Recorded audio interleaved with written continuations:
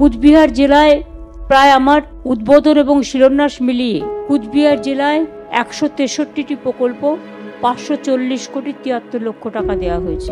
মোট 689টি প্রকল্পে 1863 কোটি 57 লক্ষ টাকা এই শিলান্যাস এবং উদ্বোধনের মধ্যে দিয়ে আজকে এখানে করা হলো।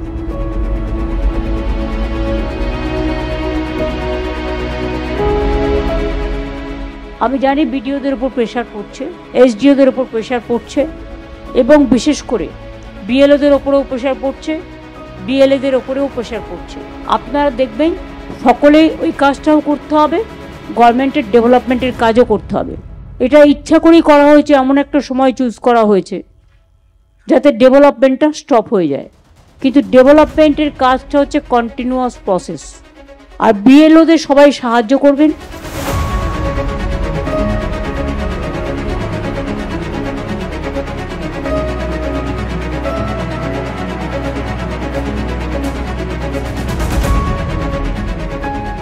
আমি বলবো যে কুচবিহার জেলা বর্ডার জেলা, আইন শৃঙ্খলা ভালো করে দেখে রাখতে হবে।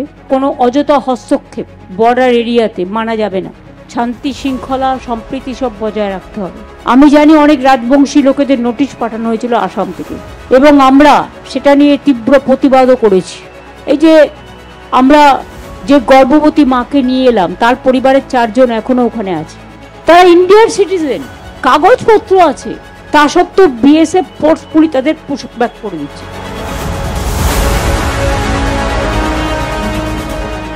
আর আমাদের প্রত্যেকটা বর্ণের, ধর্মের, জাতির, সম্প্রদায়ের এক একটা কালচার আছে নিজেদের।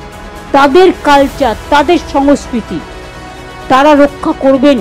তাদের শাসন করার অধিকার কারো নেই, চিন্তা করবেন না। বাংলায় ডিটেনশন ক্যাম্প আমি থাকতে আমি কোনো দিনই ঘুরতে দেবো না। তার কারণ হচ্ছে আমরা চাই মানুষ তার মর্যাদা নিয়ে, তার সম্মান নিয়ে বাঁচুক।